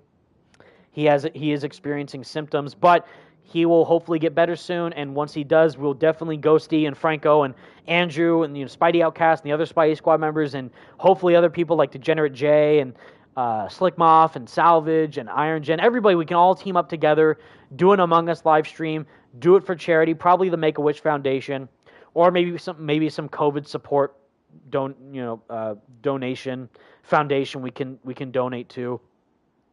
And it's going to be great. It's going to be super fun. I have the game already downloaded. I did a couple matches. I got sussed out every time I got voted out, so I'm probably not going to do good. But I'm going to look forward to it because it's a really just fun game to meme with, and everyone will be in the party. So Franco, I know this whole stream I was by myself. This was a very impromptu live stream, but I did want to do one last live stream before the year was over. But next time, yeah, we'll definitely have Andrew in the chat, Ghosty in the chat, Franco in the chat, more Spidey Squad members in the chat, talking with everybody. They're in the chat now, but talking in like the party in the chat to talk with you guys, with me. We can conversate with each other. It's going to be great. But again, everybody, thank you all so much for watching. It's already 3:25 p.m. for me. I got to log off. But I'm very happy that you guys have supported the channel for this long. Again, being able to do this ever since 2016 with my phone, starting off that small, and now being able to do this with all you guys is a dream come true. I wouldn't be where I am today without all you. I hope you have a wonderful, wonderful, happy New Year. Enjoy 2021 for all it's worth for the last few days we have. Couple days actually, and then also 2022. Also have a great year. Enjoy it. Be kind to people. Be kind to yourself. Take time off for yourself as well if you feel the need, like you're getting stressed out by what's going on in the world. Genuinely take time just to relax and chill and just think about people that are in your life and that you're grateful for, and just take that time to just be there for yourself and be there for others, because we definitely need that going into next year. Still under the stress of COVID-19 and everything. But we're in it together. That's the good thing, and knowing that we got lots of cool stuff to look forward to in terms of media to talk about, things to be excited about for Marvel, DC, games, movies, comics, TV shows, animated films, all sorts of good stuff. It's going to be a fun time. And again, follow me on Twitter for any updates for the channel. Any updates for Marvel Spider-Man 2, of course. Also follow all the Spidey Squad members. Follow Ghosty. Follow Joseph Whitty. Follow Blasty Games. Follow Spidey Outcast. Follow Franco Greco. Follow Spidey Squad, our own Twitter page, the group's Twitter page. It would mean a lot to us. Leave a like on the video and subscribe to the channel if you did enjoy. I hate saying stuff like that, but I kind of have to. But regardless, all you guys are amazing. I had a wonderful time streaming more Miles Morales for you guys for the final stream of 2021. So, for the final time, everybody, thank you all so much for watching. Again, have a lovely, happy New Year. Stay spectacular, Spidey fans, and peace out.